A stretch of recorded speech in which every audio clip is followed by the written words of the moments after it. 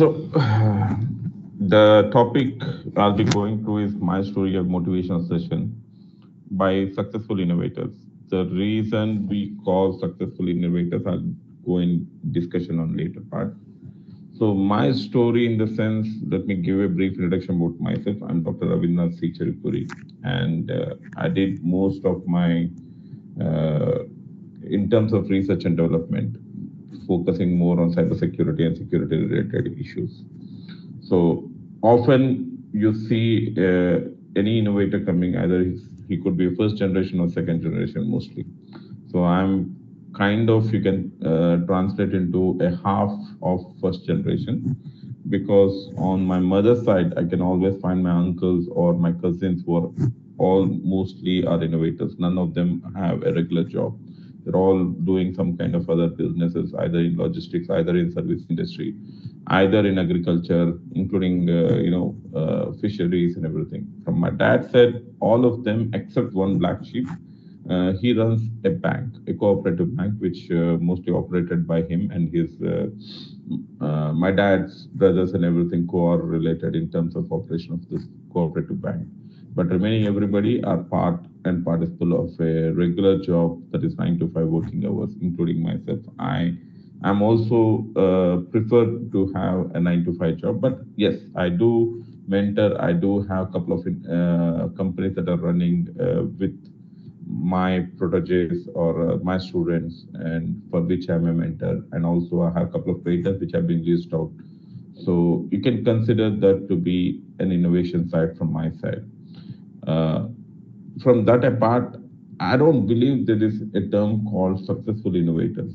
Preferably, I call all the innovators either entrepreneurs or startups or finding startups.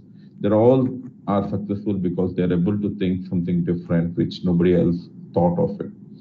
So the term successful innovators doesn't mean a person. It is mean on how he's applying those ideas into convert into a successful strategical or sustainable plan to take it forward.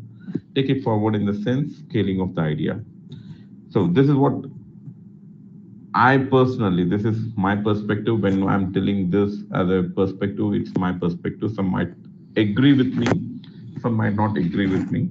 But this is how I see entrepreneurship or innovation or startups in my perspective of nature. That is what the presentation will be completely about. See, what I believe is when any innovator, it could be student, it could be faculty, it could be staff, or it could be anybody who has no knowledge about any of the education field itself, they are able to see something different which we are not able to see. So we fail to see there is a problem. We fail to see it can be addressed. We fail to see how it can be translated into a business model or in terms of how the profit can be made. These innovators or entrepreneurs, we call, they're able to see that gap.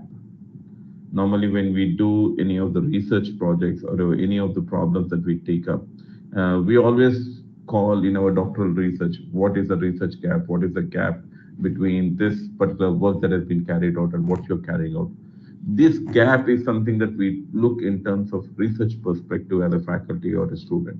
But innovators look in terms of money, how we can make money out of it.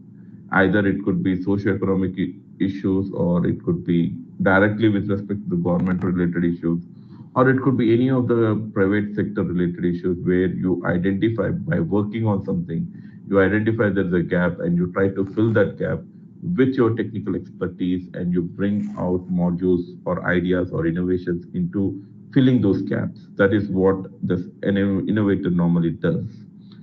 The second problem is able to solve.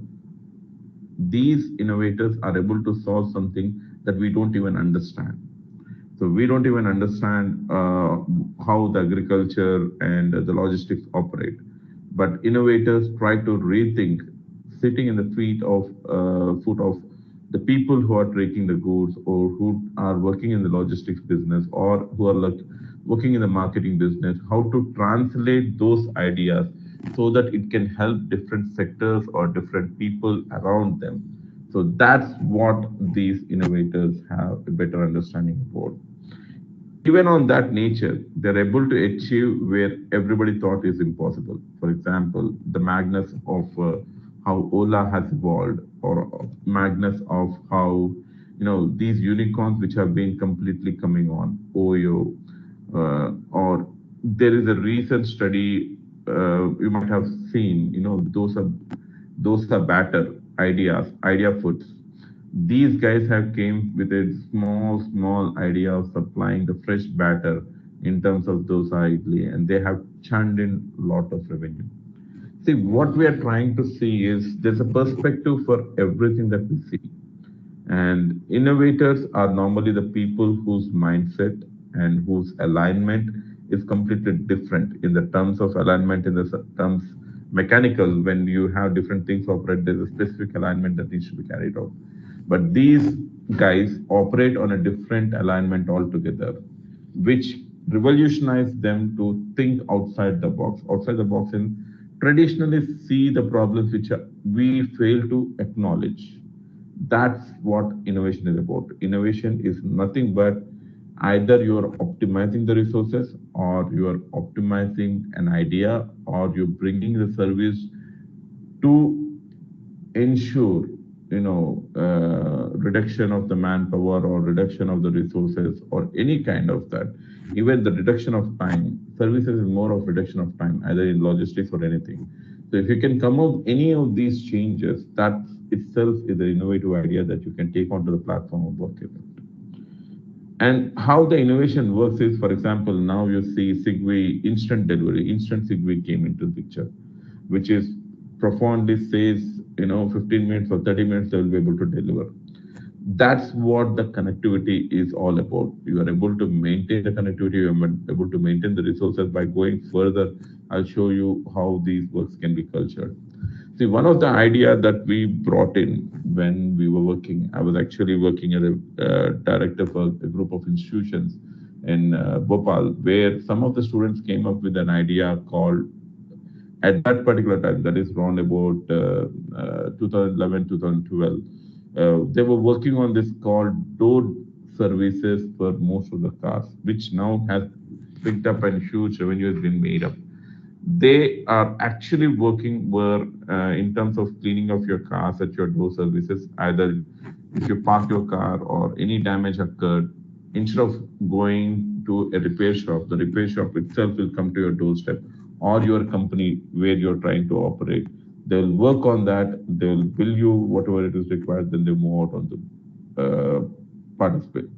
Now, the same thing you can see with Urban Club coming out with an idea on providing the support in terms of basic amenity, like what is the problem in your machine. It's a video call that you normally take, because most of the things that what happens is when we don't acknowledge the problem here is we go, if there's a problem with our equipment, we try to call in some electrician or some for example, washing machine. We call a washing machine mechanic to come and complete the work and go. And whatever he inputs or whatever he charges, we feel that is, and we start discounting on that.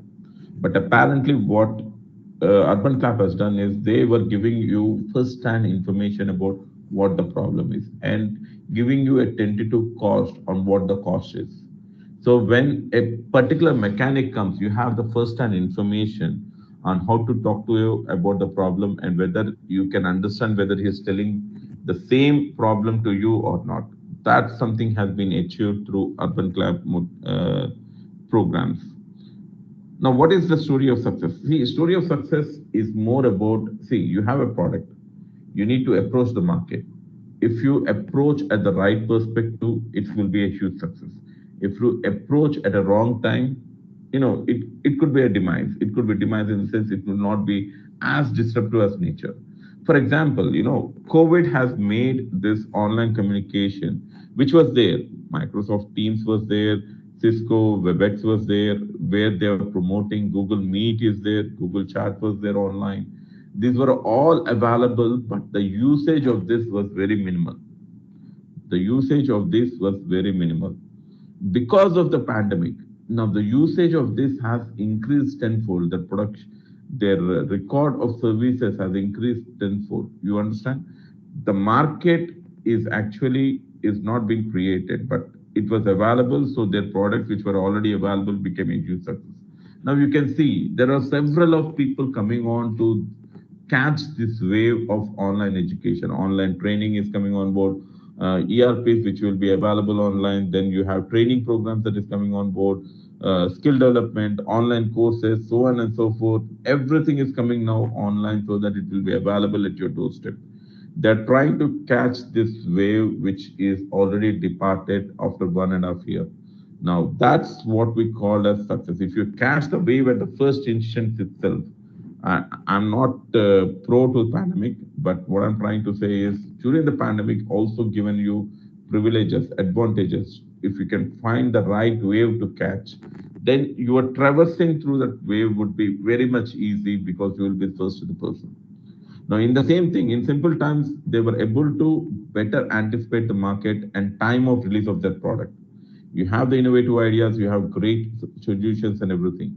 But if you don't anticipate with when the market requires it or how the market requires it, and you're projecting it in a wrong way. For example, you have a beautiful idea, logistics idea, and you're going for a finance department like banking sector stating with this idea. It is not. Marketing, finance will not go with a more of a logistic nature. You have to go in terms of more of last mile connectivity, either in agriculture products or in terms of manufacturing products or in terms of shipping industries. If you go that particular market, you should be able to better anticipate the success of your market. Now, the same thing with the time of release. What we have in definition by entrepreneurship is preemptive and post-emptive, not the time. So there's a time gap between preemptive release to actual release, and from actually release to preemptive release. If you're releasing on preemptive and you're not catching the wave, you lost the product, lost the idea, lost the product and everything. It might pop up at some other part. So during that whole time lag, from preemptive to actually you're catching the wave, you have to input your resources. People will not come on board with you. People will say this will not be success. You have to wait until you catch the time. But if you anticipated the time of release close to the wave, means the wave is starting from here, somewhere here you are anticipating, then you will be able to get that first thing called first approach or first hand information. Then you can go into the market. See, one of the greatest thing is probably some might have seen Abhishek Bachchan's recent one of the movie where he was predicting the share markets. How he was predicting the share markets, he was using the money and he was disclosing that and controlling the share market itself. It's a very good movie if somebody watches it. So he was able to realize inside trading or all this comes into get a prior information about when what the market happens and how the market reacts. Then you use those information or translation of those information, and it can be very humongous benefit for us. Now, how the story of success able to create a wow factor means everybody for now everything if you say a green or everything you say renewable or everything you say if you have some kind of people will start communicating stating wow, oh, yes, we'll do it, but they don't even understand other things. For example, one of the buzzwords that we hear is blockchain. We don't understand what blockchain, how it operates, but we want to integrate everything into, say, blockchain idea, blockchain this, blockchain that. But we don't understand the wow factor is not there. If when it initially started as a blockchain for logistics or complete support, it had that wow factor. Now everything died down. The same is the cryptocurrency. The same is the any technology coming up right now, any factors coming up right now, robotics, there will be a die down period. You have to evolve that wow factor on a constant nature when you're innovating so that you are always in the market for better scope. Second, able to connect the clients on a better relation.